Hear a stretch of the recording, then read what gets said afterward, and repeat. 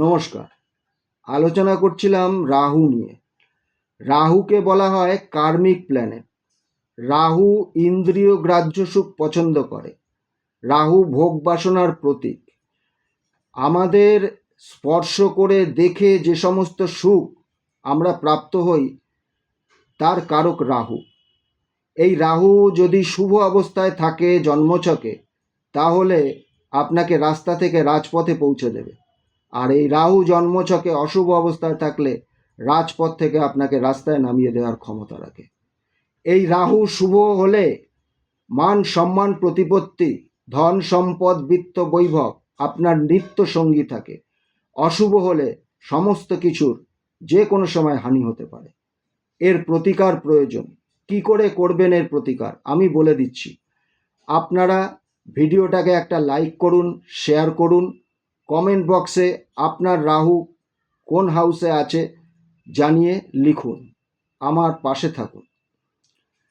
পঞ্চমভাবে যদি আপনাদের কারোর রাহু থাকে, পঞ্চমভাবে যে জাতকের রাহু অবস্থান করে এরা প্রচণ্ড ইন্টেলিজেন্ট হয়। শুভ পঞ্চমস্ত রাহু একটা ভালো ছাত্র তৈরি করে। পঞ্চমস্ত রাহু শেয়ার মার্কেটে প্রচুর সাফল্য দিয়ে থাকে। আর পঞ্চমস্ত রাহু অশুভ হলে এরা অন্যের জন্য তো অনেক কিছু করে ফেলে, নিজের জন্য আর কাউকে সাপোর্টে পায় না। পঞ্চমভাবে যদি কারোর যে সমস্ত জাতকের রাহু থাকে তারা একাধিক সম্পর্কে জড়িয়ে পড়ে এবং শেষে মানহানির শিকার হয়। পঞ্চম ভাবস্থ রাহু যাদের থাকবে তারা সামুদ্রিক মাছ খাওয়া বন্ধ করুন। স্টিলের বাসন কারোর থেকে উপহার হিসাবে নেবেন না। ষষ্ঠভাবে রাহু অত্যন্ত শুভ ফল দেয়, শত্রু নাশ করে, প্রতিযোগিতায় জয়লাভ করায়। এরা শত্রুর গতিবিধি বুঝতে পারে।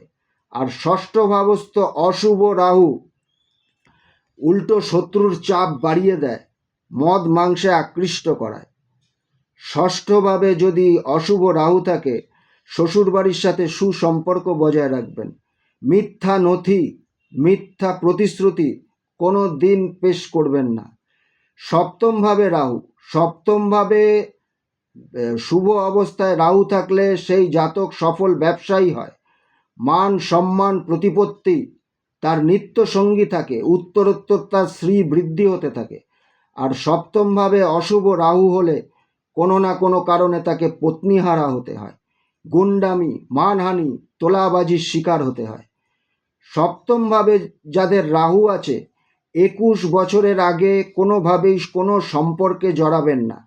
একটা রূপোর টুকরো বাড়িতে এনে গঙ্গা জলে চুবিয়ে যে কোনো পবিত্র স্থানে রেখে দিন। সপ্তমস্ত রাহুর অশুভ প্রভাব খুব তাড়াতাড়ি কেটে যাবে। অষ্টম ভাবস্থ রাহু শুভ হলে গুপ্ত তন্ত্র মন্ত্র ইত্যাদিতে এরা প্রচণ্ড সাফল্য লাভ করে থাকে। আর অষ্টমভাবে অশুভ যদি রাহু হয়, বিশেষ করে মঙ্গল দৃষ্ট হলে এরা বড় বড় অপারেশনের দরকার হয় এদের শরীরে। বিভিন্নভাবে বিভিন্ন রকম শত্রুতা প্রতারণার এরা শিকার হয়ে থাকে। মানহানি জেল জরিমানা এদের সঙ্গী হয়ে যায়। অষ্টমভাবে অশুভ রাহু অবস্থান করলে প্রয়োজনীয় ডকুমেন্ট অত্যন্ত সামলে রাখবেন। কালো কাপড় কালো জিনিস কোনোভাবেই ব্যবহার করবেন না। দক্ষিণমুখী ঘরে থাকবেন না। আজ এই পর্যন্তই। নমস্কার।